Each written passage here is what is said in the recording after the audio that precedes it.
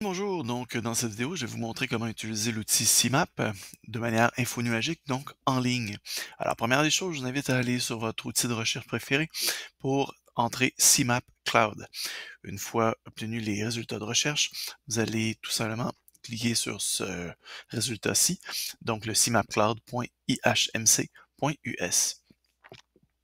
Alors, je rappelle que CMAP est tout simplement un outil libre, donc un logiciel libre, entièrement gratuit, mais d'abord et avant tout, entièrement libre. Alors, lorsqu'on arrive sur le site principal de CMAP Cloud, on a le choix entre créer son premier compte ou de s'authentifier. Alors, si vous n'avez toujours pas créé de compte personnel, je vous invite à le faire. Sinon, on peut cliquer sur Sign In pour entrer et s'authentifier. Donc, on entre ses identifiants. Et on arrive donc sur la page d'accueil. Si on déroule légèrement, on arrive sur l'option de télécharger la dernière version du logiciel CMAP Cloud. Excusez-moi, donc du dernier logiciel CMAP Tools plutôt. Donc, si vous voulez tout simplement faire de la conceptualisation parfois directement sur l'ordinateur sans être en ligne, alors le logiciel CMAP Tools peut avoir de nombreux avantages. Sinon, vous pouvez donc aller complètement en haut à droite pour commencer dès le départ vos premières conceptualisations, vos premières cartes conceptuelles, afin donc de démarrer le tout de manière solitaire ou de manière collaborative. Alors en arrivant tout simplement dans l'accueil de travail, vous avez donc l'onglet Actions, l'onglet CMAPS and Resources et l'onglet CMAPers. Le CMAPers est tout simplement l'onglet pour pouvoir collaborer avec d'autres personnes. Donc, une fois qu'on clique sur CMAPers ici ou ici, donc on peut toujours inviter des personnes à la collaboration. Si vous avez tout simplement des personnes que vous savez qui ont déjà créé leur compte, alors dans ce cas-là, vous pouvez entrer l'adresse courriel tout simplement et procéder donc à la recherche de vos collègues à travers donc les différents CMAPers de la grande communauté internationale de CMAP. Sinon, si on revient à Actions, donc on peut, voilà, donc dans CMAP and Resources, donc on peut créer, bref, de nouvelles CMAP. On peut créer également de nouveaux dossiers. Donc en cliquant ici, on va être capable tout simplement de créer un nouveau dossier sans problème. On peut, en faisant un clic de droite sur chaque dossier, renommer le tout. Donc, là. Sinon, directement dans l'espace de travail, l'espace de stockage, je peux faire un clic de droite dans le vide également pour créer une nouvelle CMAP ou un nouveau dossier. Donc, même chose qu'ici. Alors bref, j'obtiens vraiment les mêmes possibilités. Je peux également déposer, donc si j'ai déjà justement donc travaillé dans le passé sur l'outil de travail CMAP Tools, donc sur le logiciel libre CMAP, alors dans ce cas-là, je pourrais téléverser du matériel dans mon espace de stockage infonuagique de CMAP, de sorte que par la suite, je serais capable d'ouvrir mes logiciels de CMAP directement ici. Donc voilà qui est ça. Pour ce qui est du reste, donc à partir du moment qu'on commence à travailler dans CMAP, ça se ressemble énormément. Alors, on double-clique pour créer un concept et par la suite, ben là, c'est parti. Donc, je peux donc étirer, donc je peux amener de nouveaux concepts sans aucune boîte avec le majuscule et je lâche. Ou sinon, je viens créer sans presser majuscule. J'obtiens donc un nouveau concept, mais là, cette fois-ci, avec une boîte pour nommer ma flèche, disons. Donc, je répète, alors, comme dans les outils du logiciel libre CMAP que vous retrouvez tout simplement sur la même liste de visionnement, mais,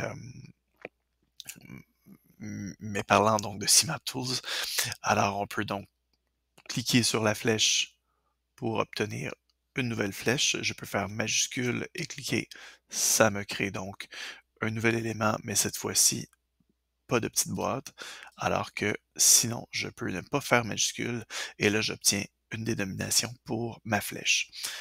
Donc, de cette manière-là, je peux tout simplement me créer soit un concept central, un concept supérieur, et par la suite, donc, je peux créer une conceptualisation plus pyramidale.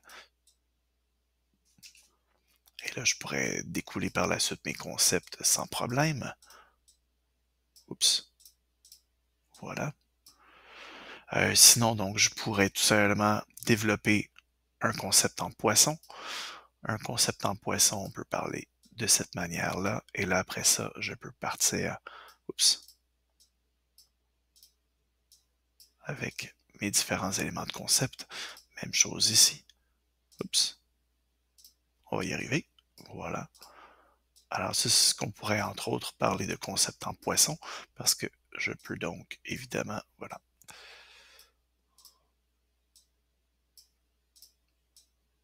Alors, ça peut commencer à donner un poisson lorsque je commence à développer le tout. Donc, ça me fait des arêtes de poisson, tout simplement. Bref, vous comprenez le principe. Alors, voilà. Sinon, donc, toujours le même principe. Je peux sélectionner, faire delete.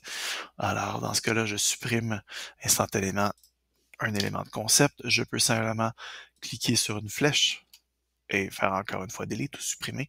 Et de cette même manière, je supprime donc la flèche, mais pas les éléments de concept. Si c'est juste parce que j'aime pas ça avoir la dénomination d'une flèche, alors dans ce cas-là, je peux recommencer. Je reviens faire ma flèche jusqu'à temps que mon autre élément soit en surbrillance. Je fais majuscule, je lâche et c'est réglé. Donc, j'ai ma flèche. Sinon, à partir de la flèche, donc en sélectionnant la flèche, je peux également avoir accès à mes différents éléments. Donc, je peux évidemment par la suite éditer ma carte conceptuelle avec les couleurs, la police, les types de traits. Donc, je peux tout simplement m'amuser avec le type de trait, la grosseur de trait, la forme de trait. En pointillé, je peux seulement dire en 4, etc. Et bref, donc là, je peux vraiment modifier le tout autant que je veux, sans problème. Même chose pour la police, donc pour nos écritures, etc. Donc voilà, alors on a vu comment créer, comment importer ou téléverser du matériel, comment inviter les snappers à développer avec nous.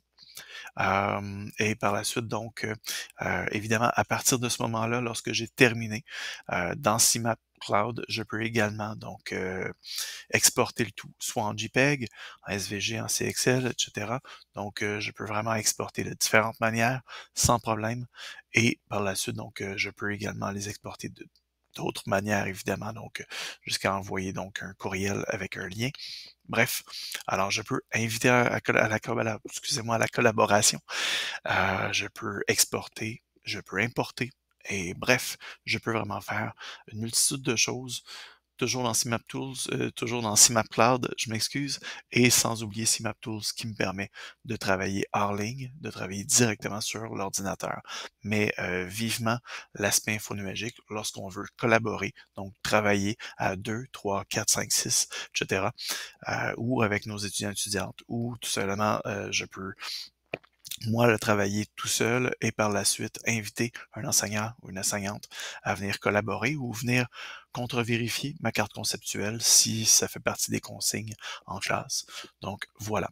Alors je vous remercie beaucoup. Une bonne journée. Au revoir.